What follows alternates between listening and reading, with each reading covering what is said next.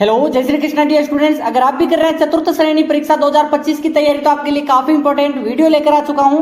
आज हमारी 16वीं क्लास है। आज की क्लास में 35 क्वेश्चन होने वाले हैं और आज आपको कितने क्वेश्चन करने हैं? 27 प्लस क्वेश्चन करने हैं, वो भी 35 में से। देखते हैं सबसे पहले किसके 27 प्लस होते हैं। कि पहला प्रश्न है, रामपुरिया की हवेली कहाँ स्थित है? पहला ऑप्शन है बाड़मेर में, दूसरा ऑप्शन है जोधपुर में, तीसरा ऑप्शन है बीकानेर, चौथा ऑप्शन है भरतपुर। देखते हैं रामपुरिया की हवेली कहाँ स्थित है, कौन बताता है सबसे पहले। यहाँ पर सबसे पहले किसका आंसर आएगा? सी सी सी, एकदम राइट आंसर। कमेंट में सिर्फ जिसने भी 100% उन्हीं का सिलेक्शन होने वाला है, जिसने कमेंट में यहाँ पर बीकानेर बताया है। नेक्स्ट क्वेश्चन की बात करें अगर हम, नेक्स्ट क्वेश्चन आपका है यहाँ पर कि राजस्थान में जीण माता का मंदिर कहाँ स्थित है? ठीक है, सीकर में है, दूसरा ऑप्शन है चूरू में है, तीसरा है झुंझुनू या फिर नागौर। देखते हैं सबसे पहले किसका आंसर आएगा।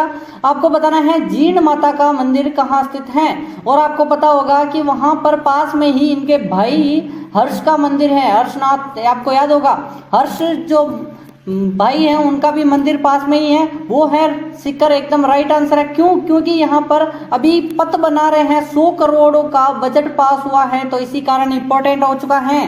नेक्स्ट क्वेश्चन आपका है यहाँ पर तीसरा प्रश्न कि यहाँ पर दूसरा है कि कौन सा भौतिक प्रदेश राजस्थान का जो जीवन रेखा कहलाता है? अर्ध शुष्क जो मरुस्थल है वो कहलाता है, अरावली पहाड़ियां कहलाती हैं, हाड़ौती पठार कहलाता है, पूर्वी मैदान। देखते हैं सबसे पहले किसका आंसर आता है। जल्दी जल्दी से आंसर करते रहो, आंसर कमेंट में करना है। भौतिक प्रदेश जो कि राजस्थान का जीवन रेखा, सभी को पता होगा राजस्थान की जीवन रेखा अगर पूछे तो सभी कर देते हैं कि इंदिरा गांधी नहर। ठीक है, इंदिरा गांधी नहर सभी करते हैं, लेकिन यहाँ पर भौतिक प्रदेश के अगर पूछे तो आपका हो जाएगा पूर्वी मैदान। पूर्वी मैदान है जो कि भौतिक प्रदेश है राजस्थान की जीवन रेखा, क्योंकि यहाँ पर क्या होता है, यहाँ पर सर्वाधिक यहाँ पर कृषि होती है, इसी कारण पूरे राजस्थान को क्या मिलता है, कृषि का जो यहाँ पर वस्तुएं निर्माण होती हैं, यानी कि जो यहाँ पर उगती हैं चीजें वो मिलती हैं पूरे राजस्थान को, इसी कारण जीवन रेखा। नेक्स्ट है आपका केवड़ा की नाल। क्या है? केवड़ा की नाल किस जिले में स्थित है? जयपुर में है, उदयपुर में है, राजसमंद में है, जैसलमेर में। देखते हैं सबसे पहले किसका आंसर आएगा। केवड़ा की नाल देखते हैं यहाँ पर सभी उदयपुर बता रहे हैं, कुछ राजसमंद भी बता रहे हैं, लेकिन केवड़ा की नाड़ उदयपुर आपका राइट आंसर हो जाएगा। बी ऑप्शन किस किसने किया, जल्दी से आंसर करते रहो। नेक्स्ट आपका कि राजस्थान का जो कौन सा जिला है वो सर्वाधिक औसत वर्षा का रिकॉर्ड की जाती है, यानी कि सर्वाधिक वर्षा होती है, उस जिले का नाम बताना है। उदयपुर, कोटा, झालावाड़ या फिर जयपुर। देखते हैं सबसे पहले किसका आंसर है। क्या स्टार लगा दो इस प्रश्न को और यहाँ पर आपको वीडियो को लाइक करना है, नीचे रेड वाला बटन है उसको सब्सक्राइब करना है, जल्दी से सब्सक्राइब कर दो। हमारे 10 के फैमिली होने वाली हैं, 9 के पार हो चुके हैं हम, 10 के फैमिली जल्दी से करवा दो। इसके लिए सब्सक्राइब करना है और ऑल पे सेट कर दो नोटिफिकेशन को, जैसे डेली मिले। और टेलीग्राम ज्वाइन कर लो, टेलीग्राम ज्वाइन कर लो PDF के लिए, ठीक है। और झालावाड़ आपका राइट आंसर हो जाएगा, क्योंकि यहाँ पर अरब सागर से जो भी आती हैं वो तो सीधी निकल जाती है, लेकिन बंगाल की खाड़ी वाली सभी झालावाड़ में टकराती हैं और झालावाड़ में वर्षा करती है, ठीक है। नेक्स्ट है आपका पांचवा प्रश्न कि राजस्थान राज्य में जो किस नदी का अपवाह क्षेत्र न्यूनतम है? ठीक है, इनमें से कौन सी न्यूनतम है? साबरमती नदी, वाकल नदी, माही नदी, लूनी नदी। राजस्थान में कम है, ठीक है, टोटल लंबाई की नहीं पूछ रहा, राजस्थान में कम बहती है उसका बताना है आपको। आपका राइट आंसर क्या हो जाएगा? साबरमती नहीं है, सभी साबरमती सोच रहे होंगे। माही नदी काफी लंबी है, लूनी भी काफी लंबी बह रही है राजस्थान में, वाकल नहीं बह रही इतनी, ठीक है, राजस्थान में नहीं बहती इतनी, लेकिन मिल जाती है बाद में। किसकी है सहायक नदी, वो भी बता दो, इतना बता दिया आपने। आपका राइट आंसर क्या हो जाएगा कि प्रसिद्ध एक डिगी तालाब है, किस जिले में स्थित है? कोटा में है, टोंक में है, जयपुर में है, बांसवाड़ा में है। डिगी तालाब, डिगी तालाब का बताना है कहाँ स्थित है। एकदम राइट आंसर क्या हो जाएगा आपका, जल्दी जल्दी आंसर करते रहो। और एक और ऑप्शन दे या नहीं दे, जल्दी से बताओ। ई ऑप्शन दे या ना दे, अजमेर ऑप्शन दे या नहीं दे, क्योंकि अजमेर आपका कभी कभी राइट हो जाएगा, क्योंकि वहां पर भी है, वहीं है। देखो टोंक और ये दोनों साथ में जुड़े हुए हैं बेसिकली, तो आपको पता होगा कि जहां पर अजमेर ऑप्शन आए तो अजमेर करना है, वरना टोंक बाद में करना है, पहले अजमेर आपका राइट आंसर हो जाएगा। नेक्स्ट है आपका सातवां प्रश्न कि राजस्थान में जो सर्वाधिक जीरे का उत्पादन कहाँ होता है? बाड़मेर में होता है, जालोर में होता है, नागौर में होता है, पाली में होता है। जीरा, ये आपको नहीं पता होगा, एक गीत भी है जीरा उससे संबंधित कि उसके पग काले पड़ जाते हैं, पग काले पड़ जाते हैं। कोई महिला कहती है अपने पति को, महिला कहती है जीरा नहीं बोने की, और वो क्षेत्र कौन सा है? जालोर। ठीक है, जालोर में ढोल नृत्य भी प्रसिद्ध है, इंद्रराज ढोली। ठीक है, माली सरगरा जाति के लोग। ठीक है, नेक्स्ट क्वेश्चन आपका 8वां प्रश्न है कि राजस्थान में जो बादल महल हैं वो कहाँ स्थित है? एक तालाब है गेब सागर तालाब, गेब सागर तालाब उसके किनारे हैं। अब बताओ कि तालाब कहाँ स्थित है वो? सवाई माधोपुर में, प्रतापगढ़ में, डूंगरपुर में, चित्तौड़गढ़ में। बादल महल देखते हैं सबसे पहले किसका आएगा? बादल महल। सी ऑप्शन एकदम राइट आंसर। जिसने भी सी बताया 100% सिलेक्शन होगा। इसके लिए क्या करना है? टेलीग्राम ज्वाइन करना है, नीचे डिस्क्रिप्शन पर लिंक दे रखी है, कम से कम 200 लोगों ने ज्वाइन कर रखा है, जाकर ज्वाइन कर लो। नेक्स्ट है आपका 9वां प्रश्न है यहाँ पर, देवकुंड की छतरियां हैं वो किसकी याद में निर्मित है? ठीक है, आमेर के शासकों की हैं, वो तो गेटोर। ठीक है, महाराणा प्रताप की छतरी या फिर बीकानेर के राजाओं की, राणा कुंभा की। देखते हैं सबसे पहले किसका आंसर आता है। ये तो हटा ही दो, गेटोर की छतरियां जो जयपुर में है वो है, या फिर आपको बताना है इनमें से तीनों में से। बीकानेर के राजाओं की हैं कौन सी? देवकुंड। और अपने जैसलमेर के राजाओं की कौन सी है ये भी बता दो। बड़ा बाग है या क्या है? बड़ा बाग है। ठीक है, बड़ा बाग, बाग लिख दो। ठीक है, नेक्स्ट आपका 9वां हो गया तो 10वां प्रश्न है। यहाँ पर मैंने अभी बताया था रामपुरा की हवेली बीकानेर। ठीक है, यहीं से उठाया था पहला प्रश्न। और बात करें कि तरुण राजस्थान है उसका संपादक कौन था? रास बिहारी बोस, जोरावर सिंह बाहरट, जय नारायण व्यास, केसरी सिंह बारट। जल्दी जल्दी से आंसर करते रहो। देखते हैं कि तरुण राजस्थान के बारे में कौन सबसे पहले बताता है कि उसके संपादक रहे हैं। ठीक है, और बाद में उन्हें बैन भी किया था। बाद में जब जय नारायण व्यास मारवाड़ छोड़कर अजमेर गए थे, कहाँ गए थे? अजमेर, तब संपादन का कार्य किया था। नेक्स्ट है आपका 12वां प्रश्न कि निम्नलिखित में से ब्राह्मण देवता की छतरी कहाँ स्थित है? कुंभलगढ़ में है, मंडोर में है, जोधपुर में है, बूंदी में है। जल्दी से आंसर करना है कमेंट में कि ब्राह्मण देवता की छतरी। जल्दी से आंसर करो। पुष्करणा ब्राह्मण का अगर क्षेत्र पूछे कि पुष्करणा जो ब्राह्मण है वो जल संरक्षण का एक क्वेश्चन आया था RS लेवल में। जल संरक्षण की एक विधि है वो किस जिले में है? वो है, जल्दी से बताओ, जैसलमेर में। जैसलमेर में खडीन उसका नाम है, पुष्करणा ब्राह्मणों की। ठीक है, वैसे ही ब्राह्मण देवता की छतरी पूछे तो मंडोर जोधपुर आपका राइट आंसर है। 13वां प्रश्न है कि अखिल भारतीय देसी राज्य लोक परिषद की स्थापना कब हुई थी? 1919, 1927, 1921। वो हुई थी मुंबई में, जिसमें भाग लेने कौन कौन गए थे?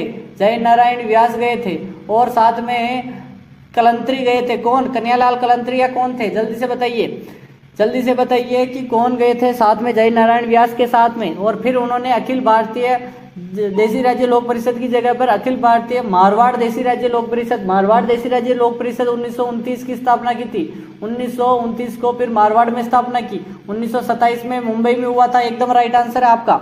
नेक्स्ट है आपका 14वां प्रश्न, क्या है कि चारण साहित्य का प्रसिद्ध ग्रंथ है सूरज प्रकाश। उसके लेखक बताने हैं, किसने लिखा था? सोमदेव ने, जय सिंह नीरजा ने, कर्णीदान ने, सूर्यमल मिश्रण। काफी आपको गूगल में आपको कंफ्यूज करने वाले प्रश्न आएंगे। ठीक है, 35 प्रश्न होने वाले हैं आज की क्लास में। जो भी यहीं से देख रहे हैं आपको बता दूं, आज 27 प्लस क्वेश्चन करने हैं। धीरे धीरे स्कोर बढ़ना चाहिए। आप हमारे स्टूडेंट हो, ठीक है, और टेलीग्राम ज्वाइन कर लो, वीडियो को लाइक कर लो, सब्सक्राइब कर लो। कर्णीदान आपका राइट आंसर हो जाएगा। सूरज प्रकाश कर्णीदान याद कर लो जल्दी से। 15वां प्रश्न है गुलाब खां जिसका मकबरा कहाँ स्थित है? अलवर में है, बीकानेर में है, जोधपुर में है, आमेर में है। देखते हैं गुलाब खां का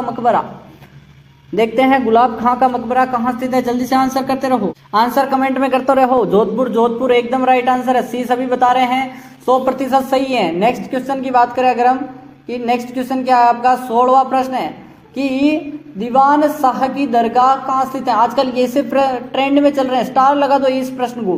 कि नरहड़ में, कपासन में, सिवाड़ में, देशनोक बीकानेर की जगह है। ठीक है, कपासन चित्तौड़गढ़ की जगह है। कपासन नागौर नहीं, कपासन चित्तौड़ है। ठीक है, वो चित्तौड़ वाला कपासन पूछ रहा है। कपासन नागौर में भी है, देशनोक बीकानेर में है, शिवाड़ गांव है, सिहाड़ नहीं। ठीक है, कपासन एकदम राइट आंसर है, चित्तौड़गढ़, जिसमें दीवान शाह की दरगाह है। नेक्स्ट क्वेश्चन आपका है 17वां कि अजमेर में है मेयो कॉलेज, उसकी स्थापना कब हुई थी? मेयो ने की थी, आपको पता ही होगा, लॉर्ड मेयो, 1880, 1875, 1889, 1890, जल्दी से बताओ। और मेयो कॉलेज बेसिकली जो अंग्रेजी शिक्षा के लिए यहाँ पर काफ़ी प्रयास किए थे मेयो ने, लॉर्ड मेयो ने, और एक कॉलेज खोला था 1875 को, एकदम राइट आंसर है अजमेर का मेयो कॉलेज, अजमेर का मेयो कॉलेज। नेक्स्ट है आपका 18वां प्रश्न कि इंसान पहले इंसान फिर हिंदू और या मुसलमान, किसका संदेश था? आचार्य तुलसीदास का, स्वामी विवेकानंद का, महात्मा गांधी का, दयानंद सरस्वती का।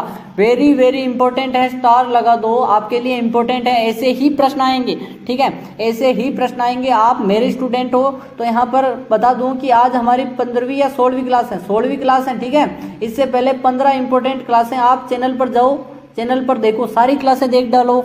चतुर्थ श्रेणी इस बार निकालनी है। आचार्य तुलसीदास जी ने यही श्लोक दिया था, आप इंसान हो, मुसलमान बाद में, हिंदू बाद में हो, इंसान हो पहले, ठीक है। नेक्स्ट आपका कि निम्नलिखित में से जो प्राकृतिक संसाधन है वो कौन कौन से? प्राकृतिक वनस्पति, मृदा, जल, ये सभी, देखो सभी चीजें आएंगी, आपको पता ही होगा, वनस्पति भी है, मृदा भी है, जल भी है, ये सभी प्रकृति से की देन है, ठीक है। नेक्स्ट आपका 20वां प्रश्न कि देश का सबसे बड़ा सोलर पार्क की स्थापना कहाँ की गई है? देबारी उदयपुर में, चंदेरिया चित्तौड़गढ़ में, पिचवाल बीकानेर, या फिर भड़ला सोलर पार्क जोधपुर। अभी फलोदी है, फलोदी जिला बन गया है तो फलोदी याद रख लो। हर चीजें में जोधपुर याद रखना है, फलोदी भी याद रखना है, क्योंकि अभी पुराने ही ये चल रहे हैं, पुराने क्वेश्चन पूछ रहा है, जितने पेपर हो रहे हैं पुराने, नया जीके नहीं आ रहा। जब तक कि ऑफिशियल यहाँ पर बुक्स नहीं आ जाती तब तक आपको पुराना ही पढ़ना है। जोधपुर, फलोदी दोनों में से कोई भी आ जाए, दोनों राइटर करना है। डी डी डी एकदम राइट आंसर आपका। नेक्स्ट है 21वां प्रश्न, सॉरी देखते हैं, 20वां हो गया, सॉरी एक प्रश्न मैं बाद में दे दूंगा अगला कि क्रम वाइज चूक गए। मरु विकास बोर्ड की स्थापना किस वर्ष हुई थी? 1967, 1968, 1969, 1966।